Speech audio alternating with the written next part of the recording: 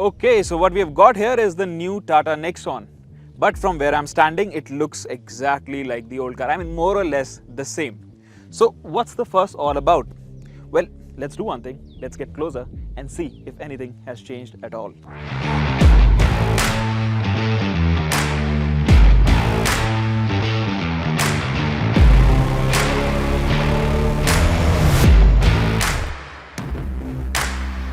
Okay, my apologies there. I was mistaken because there's a lot of new stuff in this Tata Nexon 2023 facelift.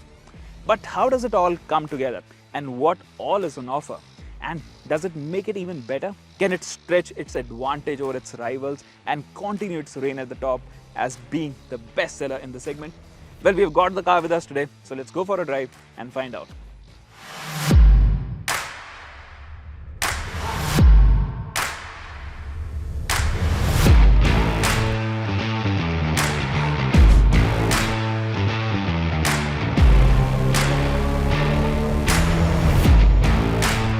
The biggest update has to be the design because this is something that you'll notice first up. Now this has got a front end that's completely revamped, and this has ditched the old Nexon's regular conventional headlamp. So this gets split setup at the front. So that means you have got the DRLs on top and you've got projector LEDs at the bottom. This is the top end variant, of course, and you've also got cornering fog lamps. So these are the new updates. The grille is of course all new, but overall it looks a lot beefier than before. But I have to say that it kind of reminds me of the Punch, especially from the front. If you watch it dead on from the front, it looks a little narrow than before. So it has that sort of Punch sort of familiarity.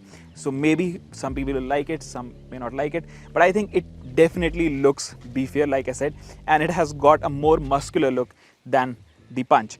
But yeah, the first thing when I saw this car was that it looks a little bit like the Punch. But of course, these LEDs over here, the DRLs, they have got different treatment, and this car also comes with sequential indicators. So those are the new bits on the Nexon in terms of design, at least at the front. Now, if you'll notice, it also gets new alloy wheels. The design is different, but the size is exactly the same. So these are still R16 wheels. The wheel size has not increased. In fact, the wheelbase is also exactly the same because it rides on the same platform. The ground clearance is also the same, 208 millimeters. So on that front, it hasn't changed that much.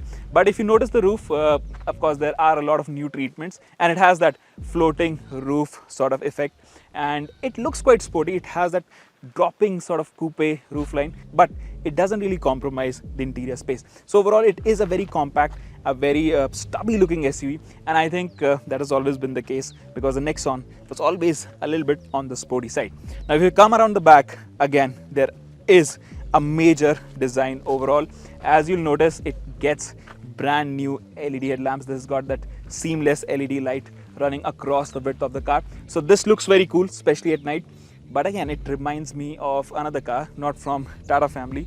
This time it reminds me of the new Hyundai i20. So yes, it looks a little bit like that car, but of course, overall, it enhances the visual appeal of the Nexon even from the back. Now you'll also notice that it gets this Nexon lettering over here. And the other thing to notice here is that the reverse light has moved to the bumper. Now another clever bit of design on the new Nexon is that you can't see the wiper in here. It's neatly integrated in here behind this spoiler. So it gives the car a very clean and clutter-free look. So overall, like I said, Tata's design team has always aced it with their new designs, and the Nexon is no different.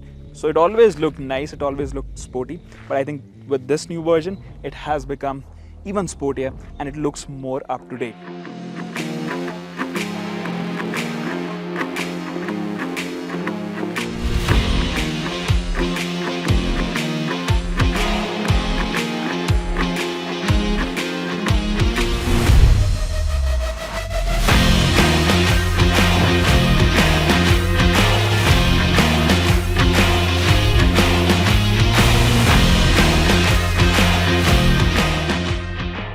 When you step inside, this feels like a completely new generation car because the interior has been completely revamped.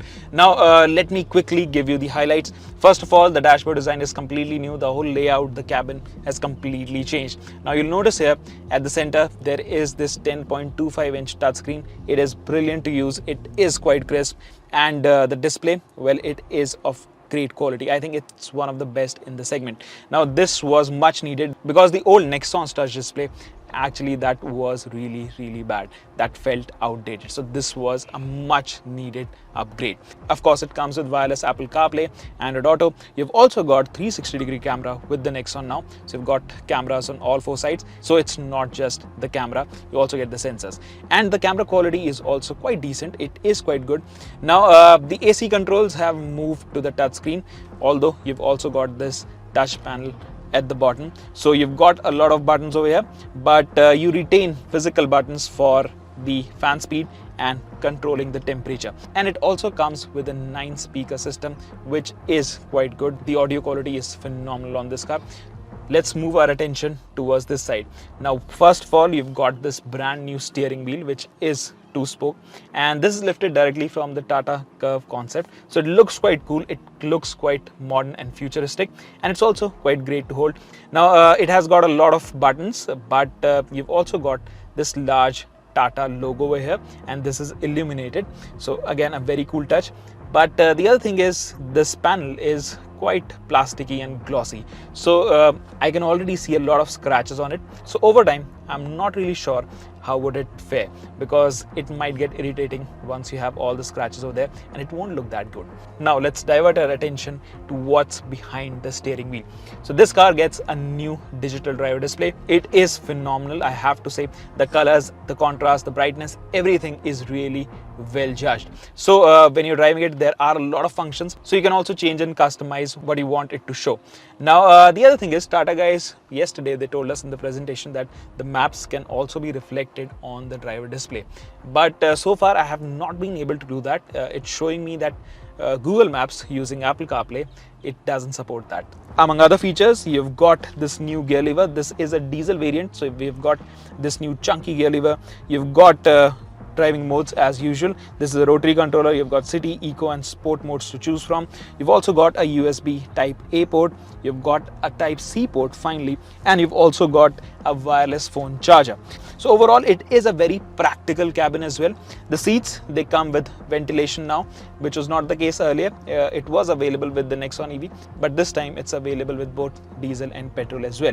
The seats are also height adjustable, both the front seats, and overall they are quite comfy. Although I do feel they are a bit narrow, especially the backrest. It could have been better. It could have been more spacious, because you don't really get the support that you want when you're driving fast or when you're going around turns. And I'm not saying that you have to drive sportily or something like that. It's just normal driving also. You wish it had more support. The other thing is, of course, the headroom. Well, for the driver or the passenger at the front, well, the thing is, the headroom, I think it's not that great, but that was always the case with the Nexon. It feels a little tight, like the old car. So every time I step inside, I can feel my head is grazing the roof liner. That's the case all the time, even though I've adjusted the seat a little low than what I usually prefer. But even then, I feel the headroom is a little limited. Now, you've also got a sunroof, not panoramic, but it is optional on all variants. Now, coming to the overall quality of the cabin, it is more than satisfactory. I think it is one of the better cabins in terms of build quality and in terms of fit and finish. This definitely looks the part. Now, this is the top end diesel variant, and it's orange. So the interior is regular, it's sort of grey. It has got a lot of soft touch plastic at the bottom, but there are some shiny and hard plastics all around also. If you scratch below the surface, literally, you'll feel that there are some plastics which are not of great quality. But then in a segment like this, you can't expect more. And overall, I have to say, the build quality, the fit and finish levels are actually quite impressive. Speaking of build quality, this car, as you know, this has a global NCAP crash test rating of 5 stars, and I think the new model will only retain it. But the Nexon now comes with 6 airbags as standard, so I'm 100% sure that it will retain its 5-star GNCAP rating. So in terms of safety also, you are fully covered. And overall, as a package, I think the Nexon gives you everything that you'd want in a compact SUV. The great part is there are a lot of customization options and a lot of features that you can add separately. So you don't necessarily have to buy the top end variant to get all the bells and whistles. You can have it, most of them, in the lower variants as well.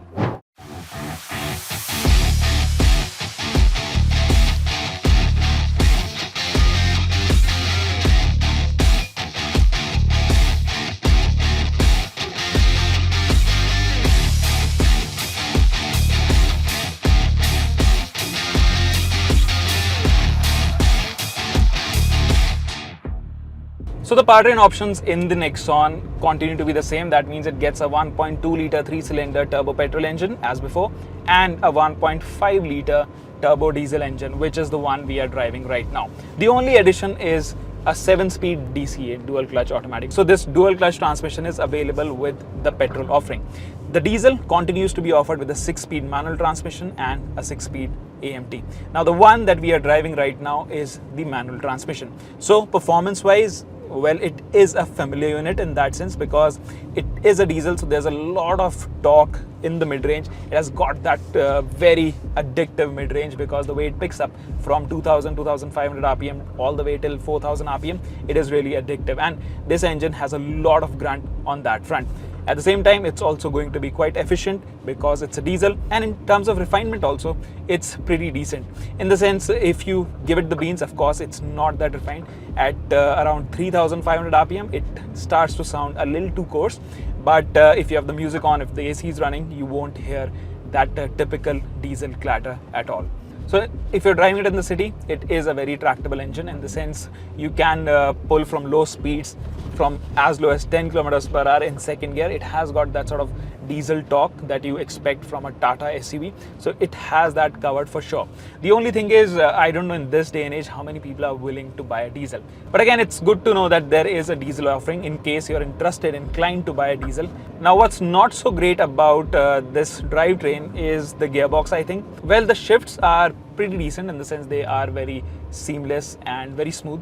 But the gear lever, it is a little too tall, and the gear shifts in itself, they are long in the sense the throws are quite long, so you really have to stretch your arm every time you go for those odd number gears. Similarly is the case if you're going for even number gears because you have to really pull it back in. So that's the only thing that's a bit of a concern, I think, because you don't really enjoy working this gearbox.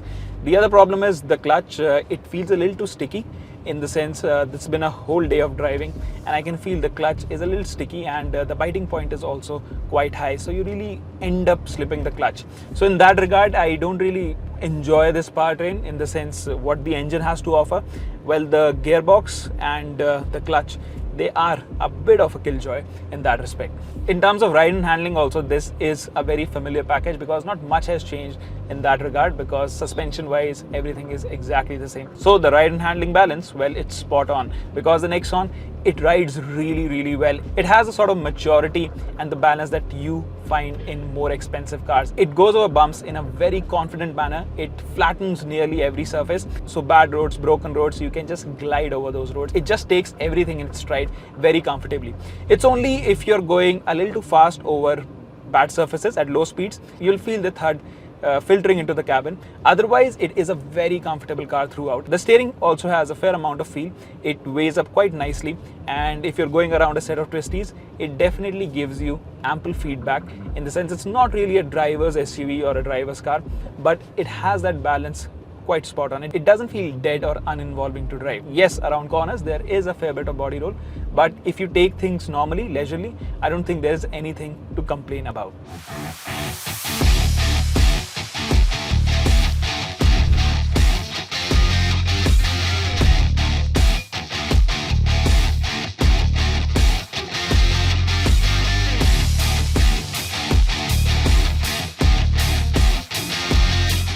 So now I'm having a go in the petrol version, the DCT or the DCA as Tata likes to call it. Now immediately I can tell that this is a much better, much nicer powertrain because the whole experience has sort of changed. Now of course, this being a petrol, a turbo petrol at that, is the same engine as before, 1.2 litre 3-cylinder. It produces around 118 bhp and 170 Newton meters of torque. But this engine is actually quite nice in this application because you don't really Get to hear those typical 3-cylinder thrum, in the sense, not even at idle, it's quite refined. Only between, I think, 1500 to 2000 rpm, when you're just picking up speed, that's when you notice a little bit of vibrations from the engine, but otherwise this is largely a very refined powertrain.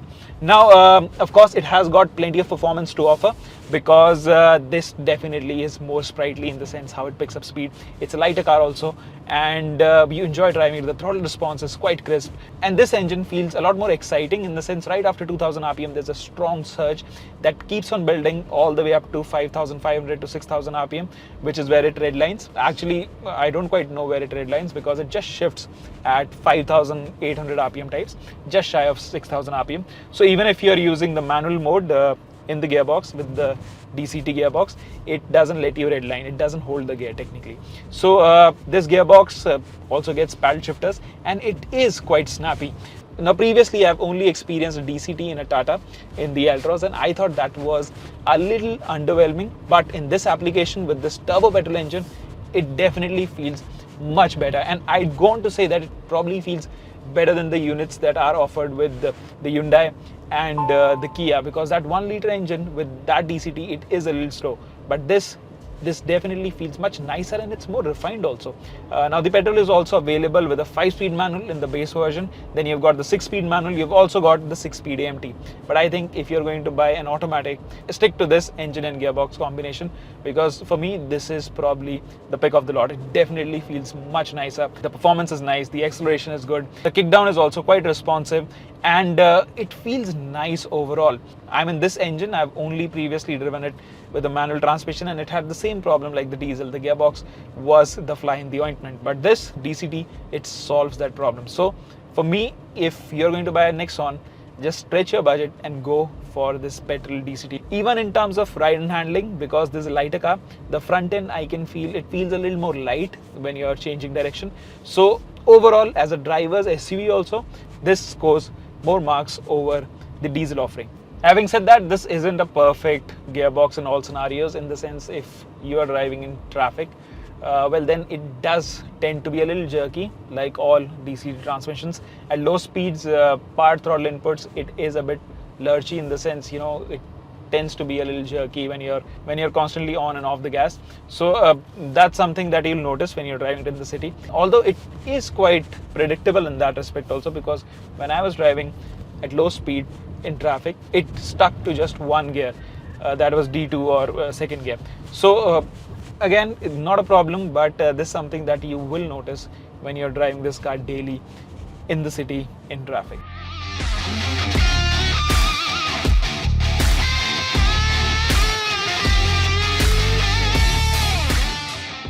Even though the outgoing Nexon is still a market leader, well, it was evident that it was getting a little too long in the tooth, in the sense it felt outdated in virtually every department. And now with this new version, what Tata has done is that they have addressed all those issues and almost cover all the bases. Yes, the engine options are not changed, but is that a deal breaker? Well, not really. This car does virtually everything perfectly now. And if you are looking for a compact SUV that can do it all, I think the Nexon is still the answer. Whether it's engine performance, whether it's ride and handling, comfort, safety, or even features and equipment, the Nexon has got it all.